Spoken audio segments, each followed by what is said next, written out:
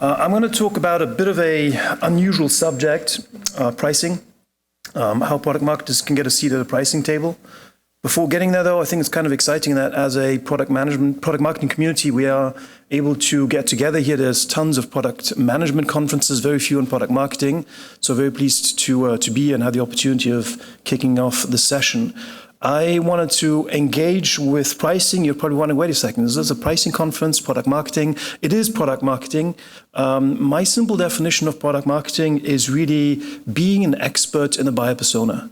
And in order to be an expert in buyer personas and in the buying cycle, you kind of have to be able to express what value is. And so with that, you very quickly land at the pricing. Agenda, one of the things I wanted to do in order to keep this as interactive as possible is use some polling questions. So feel free to take out your phones. Please only use the data section, not the audio section, and type in slide.do, Slido, and then hashtag PMM. I've got a couple of polls and surveys coming up. You can also ask me some questions within the app. And so the very first thing, as a matter of fact, that I wanted to do is ask you who in your organization owns pricing. And so again, go to the app or go to open up a web page, type in sli.do, enter hashtag PMM, and just give me a quick response as to who owns in your organization pricing, whether it's the finance function, product function, sales, or marketing. And whilst you do that, I will refresh my app, introduce myself briefly as well. So name's Axel Kirstetter. I have been with Mel Corporation now for 3 years. Company provides software for the M&A lifecycle, helping companies in their due diligence situations. By title, product marketing, content marketing, pricing, and have been doing the wider subscription world for about 10, 15 years now, and really quite versed in everything subscriptions.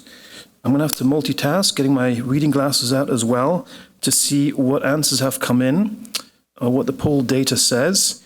Thank you for voting. There's 11 or so people coming in. Let's see, quick answer here. Will tell us, once my app opens, view results, 17 people voting, that 29%, 38% of you say product owns pricing. 27% pricing, although the numbers keep changing. Definitely product is in the lead. And so it's not unusual. As I said, value in terms of who delivers value, that tends to be product management organization. And in this section, I wanted to cover really how product marketers can own more of the pricing discussion. Quick level setting, what is pricing? Coming back to the 4 Ps, price, product, promotion, and place. They've been around for a long time. Within that price, that's sort of a dedicated function of really the ability to express value.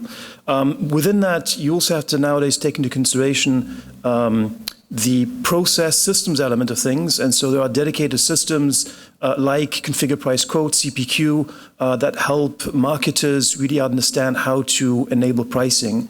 There are in consumer world price optimization tools, which again allow you to really work out, given supply, given demand, what exactly is the price point that you need to be working at. People-wise, it is a bit of a unique skill set, and people in pricing typically are Excel experts.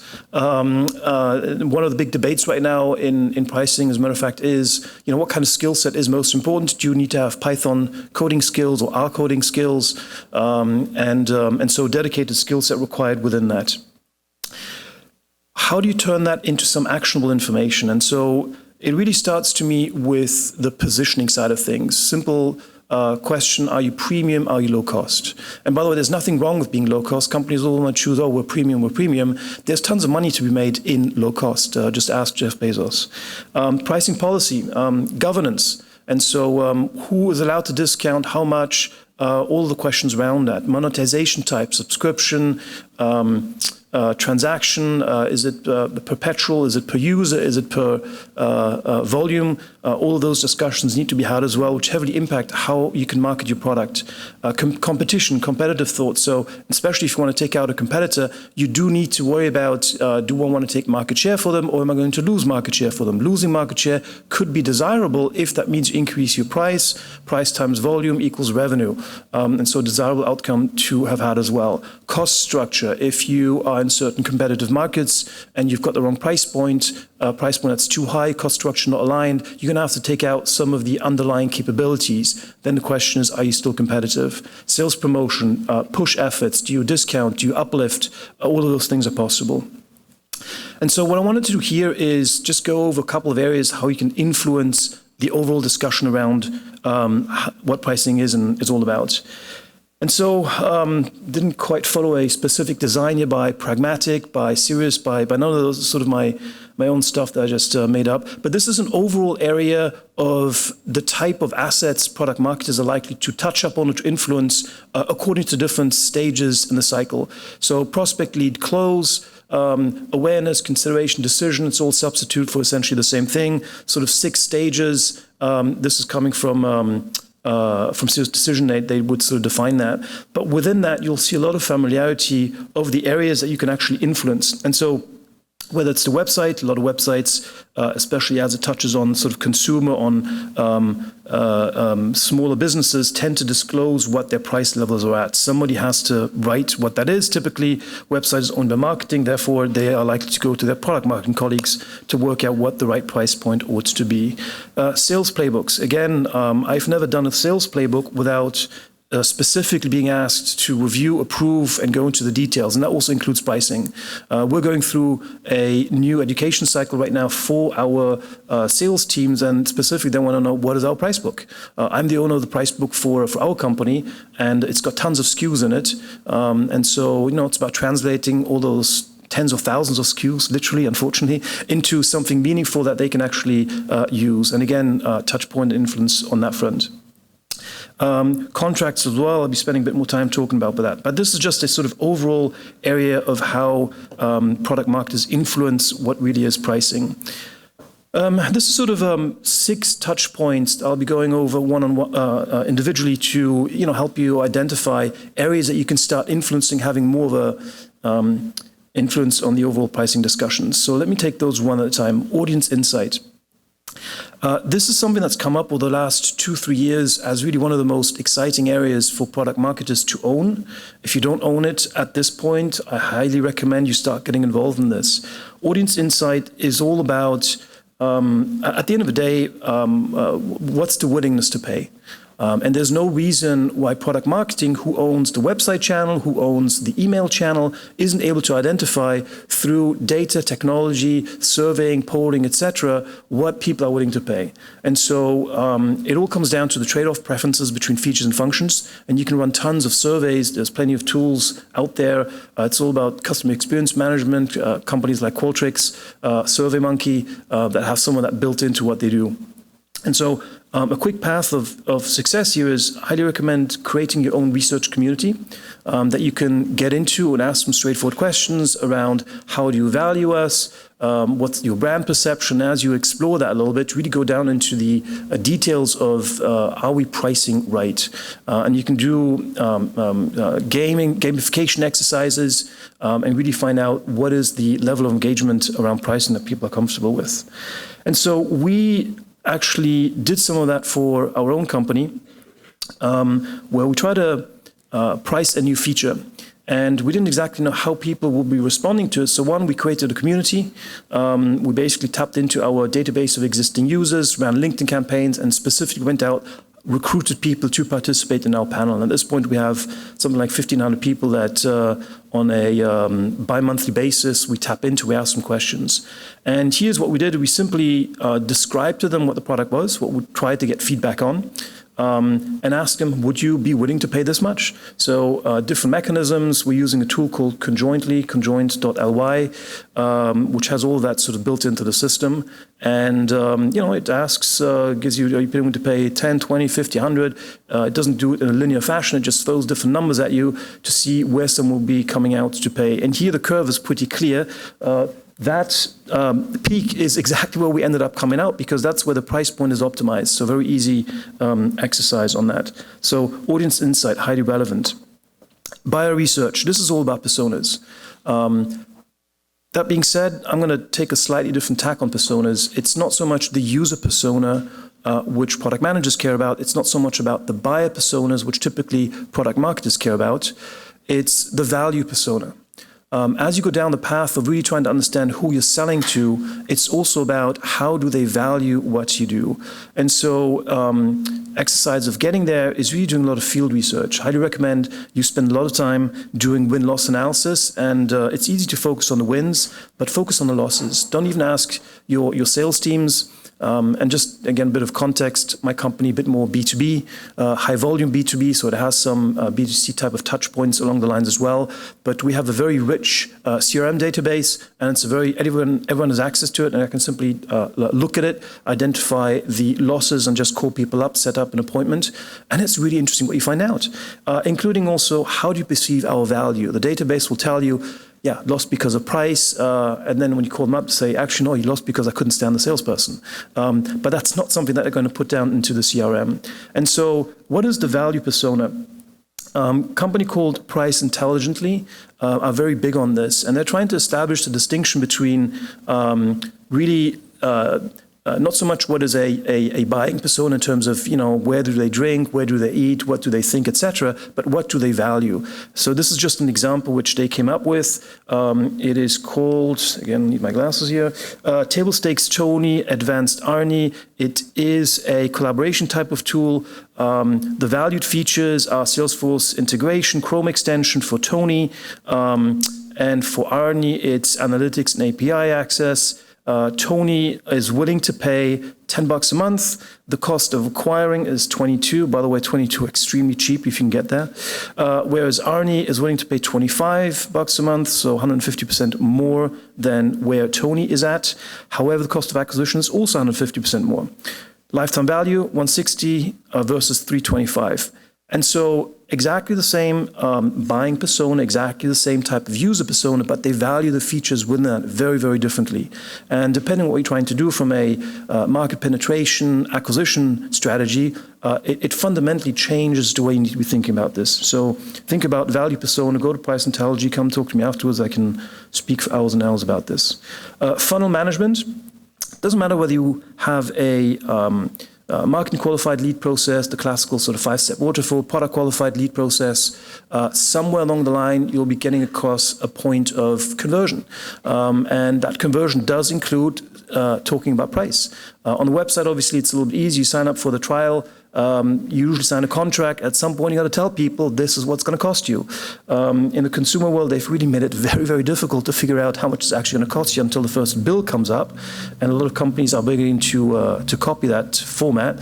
But someone has to sit in the background and work out what the pricing is. I suggest that is you, given the sort of ownership of website and of email communication. And you can do A/B testing, you can do entire purchasing journeys, and so the path of owning that is really working with your digital team.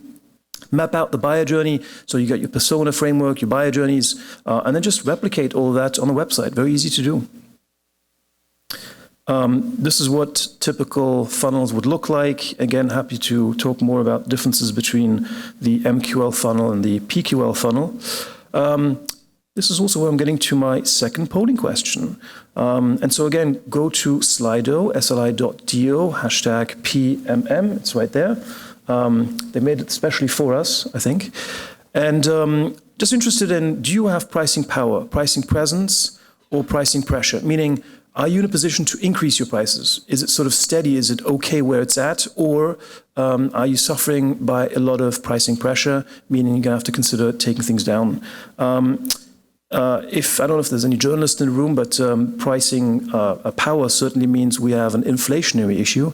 And so when I look at this from an economist perspective, when we are in a position to increase price, it happens all the time, just means inflation is doing okay. So let me just check again what the answers are.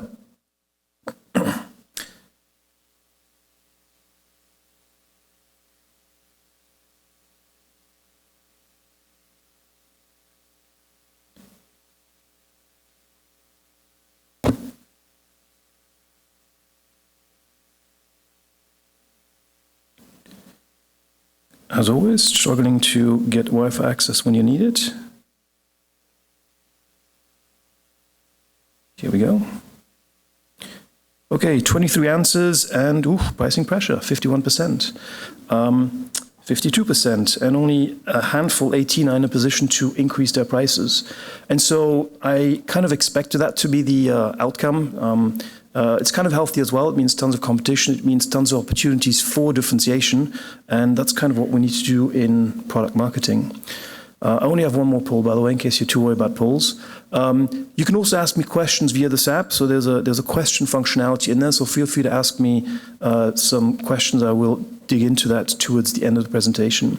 Proposal and packaging management. So this should be close to your chest. I hope someone has to do a proposal. Statement of work, package it up, how it's being presented. There's an art and a science to it. Certainly the art part of presenting it in a way that looks nice, it's something that marketers quite often do. If you don't currently own it, make sure you talk to your Marcom's team, make sure that sort of wording is right. The one thing that always amuses me is salespeople who, by nature of their profession, need to do a lot of talking, and from that you can imagine they can probably articulate very well what they do, end up coming back asking why I can't express myself particularly well, can you write it for me? So a very simple exercise is just pretend that you need to do a standardized sales introductory letter, and then you sort of roll that out into the rest of the proposal. Once you do that, make sure the value proposition on the website ties into the sales proposition. That also ties into the statement of work, and then very quickly you own a bottom of the funnel aspect of how pricing finds itself to the customer. So quite an exciting way to get more involved in that. This is our pricing proposal, or at least a micro version of it. And so what we did is we just turned it from a landscape orientation Word document into a PowerPoint framework. And just by changing that around, we had an opportunity to redesign the entire proposal, standardize it globally as opposed to having 50 individualized Word versions out there. And it became a very powerful tool for us to just express a couple of key value propositions that we wanted to get across. And the second page of this particular one has then the specific price points for whatever the client scenario is like. Fourth area, performance reporting. And so I don't know if you do any quarterly business reviews or half-annual business reviews, but to me this is sort of a critical way for you to communicate how your product line, your product, your segment is performing. And so I always like to dedicate a good 4 hours of my monthly cycle to just dig deep into the CRM to understand, what is the average price point. I find it very difficult to talk about my segment performance, my product performance, without talking about how's the price doing. Revenue, at the end of the day, is made up of quantity times price. And so unless you express some kind of price component, there's something missing. And so analyze the data in CRM, create those quarterly artifacts, make sure there's an audience that's willing to debate, it's good, it's not so good, or wherever it's at. Trend lines are helpful to work out whether last month's price is up or down. Monthly thinking doesn't help, really annual and, last year to this year, etc.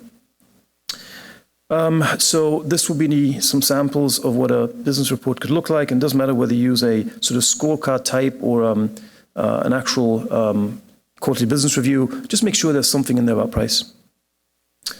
Influencer management. And so one of the ways that I've always tried to get feedback from the market at large as to how am I doing from a price perspective, I know that my clients, what they're wanting to pay in terms of what's in my CRM, I don't know, especially at the early cycles of a new product, where does the price that we want to put out fit into what the market is up to. And so in previous companies, I would have worked closely with analysts, Gartner, Forrester, etc.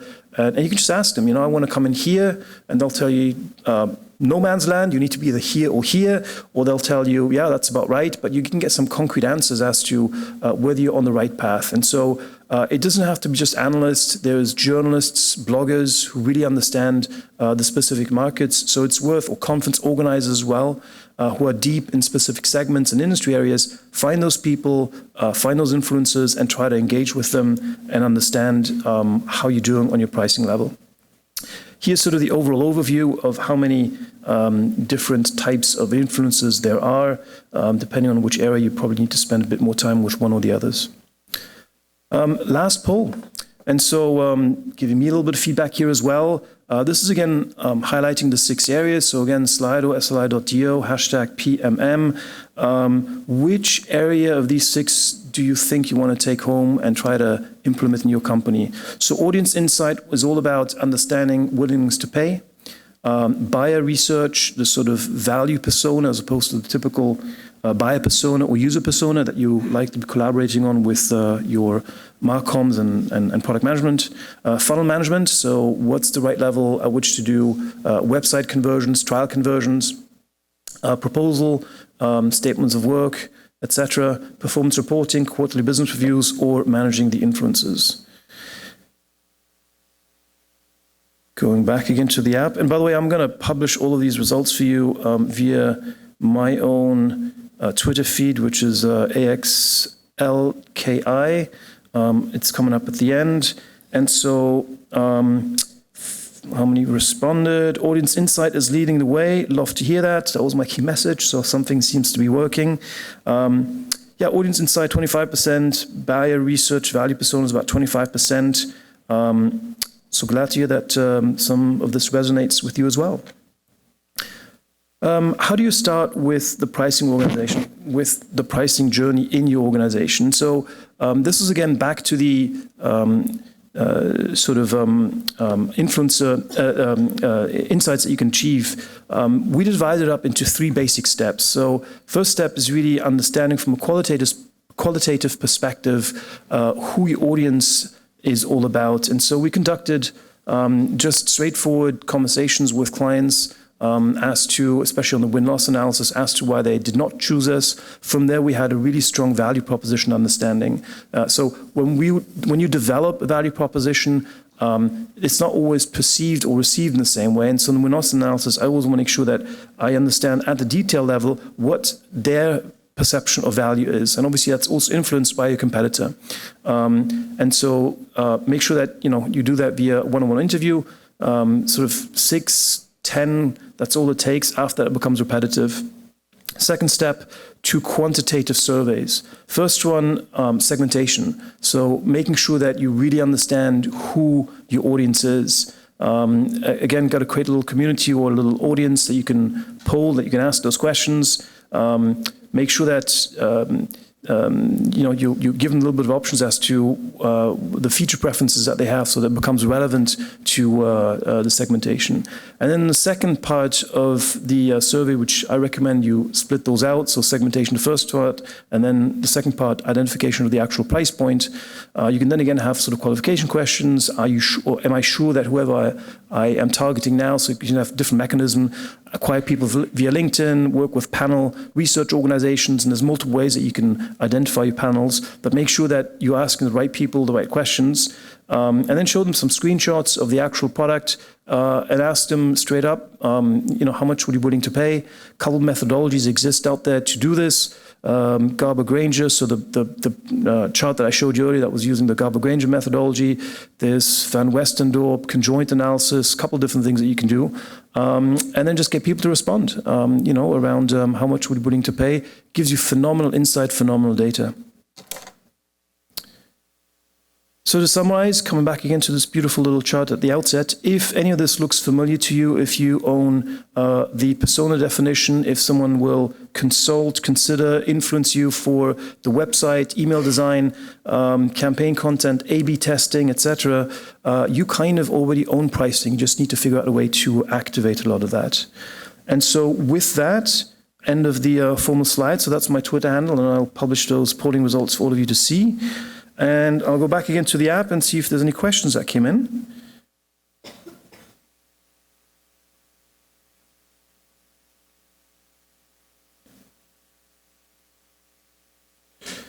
Tons of questions from Anonymous. Will the slides be available? I'm assuming they will be. All the slides will be available. There you go. From Anonymous again, got 2 votes. When conducting your pricing research surveys, how did you account for hypothetical bias? Great question. You're always going to have the challenge of not knowing exactly who the audience is, but when you go poll sort of 100, 120 people, at some point the bias is kind of being minimized. And so, again, depending on the type of methodology used, there's recommendation as to you must poll minimum 80 people, full polling, and end-to-end response, and then that sort of becomes a little bit minimized as a bias potential. When will that? No, we already covered that. When conducting pricing surveys, how do you? That's covered as well. For your QBR, who are the other stakeholders in the business report creation? Great question. And so, certainly at the not creation, but at the expression stage, like to have product management, sales, and service in the room. It should include things like your Net Promoter Score, so service needs to be there. It should include your revenue performance according to forecast, so you're going to have sales in place, product quality issues, so you're going to have the product organization in place as well. So really doing it as broad of an organizational interaction. At the end of the day, it's not about telling the truth, it's about engaging on a common understanding as to where the business is at, so that then afterwards you can adjust the campaigns, make sure that if there's areas to defend, service reputation, you can run the appropriate campaigns. If there's revenue opportunities to drive, that you can run appropriate campaigns. How do you reward or remunerate your panel of 1,500? Great question. And so still experimenting with that. We went through a process of literally paying people to participate. Costs so far have varied between $20 to $50. We are also, we have a great reputation with our clients who are big supporters of what we do, and so a lot of them are actually supporting us voluntarily. That said, we do share with them information, so we give them back access 24, 48 hours before a report comes out. We've also done things like sharing them books and sort of gift certificates. We're experimenting to see what works, but at this point we are, well, riding our luck a little bit. How do you get win-loss interviewees to take the time to talk to you? So I just ignore that, and I just send out an email and or pick up the phone and just say, hey, this is my name, this is the company, and I just try to talk to people. The bigger question to me is, in what case do I need to inform sales that I'm doing this? Because they ultimately own the client contact. And look, the client will tell you, I'm sorry I'm not willing or able to speak right now. But I try to just put out of my mind the challenge of, are they willing to give you some feedback, yes or no? How are we doing on time, by the way? Because I got a few more questions. I can keep going. Okay. Will you be posting a slide on PM Slack? Sure, organizers will take care of that. How many respondents per segments do you aim for when doing feature preference analysis surveys? I like to work with a good 100 qualified answers, but really it sort of depends on the methodology that you use, how many questions you have. When you do a feature preference in particular, so you kind of looking to have between 4 and 8 features that you contrast, and then you're looking at, so if it's 4, you can get away with 60 to 80 answers. If it's more on the 8 side of things, you probably need to be looking at 120 and 140. So it depends a bit on what exactly you're trying to do, but rule of thumb, about 100 people. Are these methodologies applicable to more complex products like solutions companies like Oracle, Ericsson, sell to specific huge enterprises? There is definitely an issue of volume.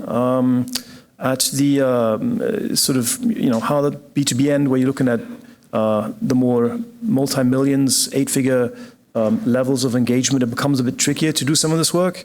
And then you do need to go outside of your immediate audience and think a little bit broader. There's probably more panel type of engagement that you can do to find out price points as opposed to the surveying and polling. So yes, it does depend a bit on the exact audience that you're trying to cover. And just last question again by another anonymous person. Can you go more in depth into explaining MQL versus PQL? So MQL, I think, is the better understood term. So the 5 stages within a waterfall. You have, you increase people that are hand raisers, have expressed some kind of interest, downloaded a white paper, attended a webinar, whatever. They get converted into an MQL, which typically is just whatever you have from a marketing perspective to qualify them. So you need to have some information about them, progressive profiling. That typically would be transferred into a sales accepted lead via inside sales, who have some sort of a definition. Again, they must have an opportunity now, the sort of budget, authority, need, time frame type of discussion. Then becomes sales accepted if it is a successful follow-up. And that's where it becomes interesting. Is sales doing that? Is inside sales doing that? And usually at some point, especially as you go towards a budget, so budget authority need, the budget element, price does come into it. So that's kind of where that equation occurs. Product qualified leads is really through the product stage.